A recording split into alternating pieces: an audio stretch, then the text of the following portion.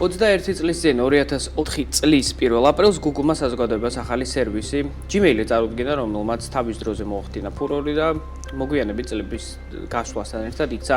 ფაქტობრივად მთავარ პლატფორმად იმეილების გაცვლისთვის. თავდაპირველად Google-მა ბევრი სიახლე შემოიტანა ამ მიმართულებით, მათ შორის იყო 1 გიგაბაიტიანი საცავი და ინოვაციური ფუნქციები, რომელთა გამოყენებით ძალიან სწრაფად მოიპოვა პოპულარობა ამ ქსელმა. თან ერთგვარ რევოლუციაც შეიტანა მთელ ქსელში, რადგან თავის დროზე იმეილი იყო მიბმული კონკრეტულ ფიზიკურ მოწყობილობას და მისი შესვლა იმეილზე შესაძლებელი იყო მხოლოდ კონკრეტული კომპიუტერიდან, რაც ხადია არაპრაქტიკულია და ინფორმაციაზე წვდომას უბრალოდ აზრს უკარგავს. მოგვიანებით 2006 წელს უკვე ბეტა ვერსია გაიშვა და 2013 წელს იყო ძალიან მნიშვნელოვანი განახლება და ნუსხადია Gmail-ი დღემდე ვითარდება და ის ყველაზე პოპულარული იმეილების პლატფორმა არის მსოფლიოში. Gmail-ისთვის ახალი ეპოქა დაიწყო 2018 წელს, როდესაც ხელოვნური ინტელექტი ჩაინტეგრირდა მის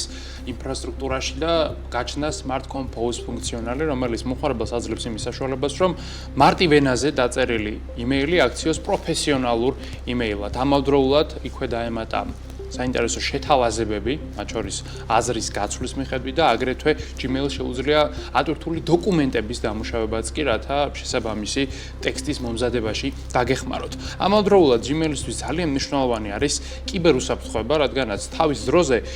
ელფოსტის გაგზავნა და მიღება იყო ცოტა არ იყოს და სარისკო, ვინაიდან უმეტესობა ელფოსტა იყო სპამი, იყო ფიშინგი და მათ შორის ძალიან დიდ ნაწილში იყო ჩაშენებული ვირუსი, მაგრამ Google-ის სისტემა ახლა უკვე ვირუსებისა და სპამების 99.9%-ს ავტომატურად ბლოკავს, შესაბამისად Gmail-ის გამოყენება არის ყველაზე უსაფრთხო გზა მეილის მიღებისა და გაგზავნისთვის. ამასთან Gmail-ს დღეს უკვე აქვს ორფაქტორიანი ავთენტიფიკაცია, ის მიბმული არის Google-ის ანგარიზე, ერთ მოწყობილობას შეგიძლიათ ასობით მეილი გქონდეთ, არავით არის პრობლემა ამ მიმართულებით არ არის და რაც მთავარია, ნებისმიერ თქვენს მეილს შეგიძლიათ ნებისმიერი მოწყობილობიდან დაუკავშირდეთ, რაც როგორც შენ აღნიშნე Google-ის ერთ-ერთი მთავარი ინოვაცია იყო. წლებთან ერთად Google-ის ამ ეკოსისტემას სხვა აპლიკაციები და პროდუქტებიც დაემატა, მათ შორის Google Drive, Google კალენდარი, Google Meet და საბოლოო ჯამში Google-ი ჩამოყალიბდა პლატფორმად, რომელიც საოფისე თუ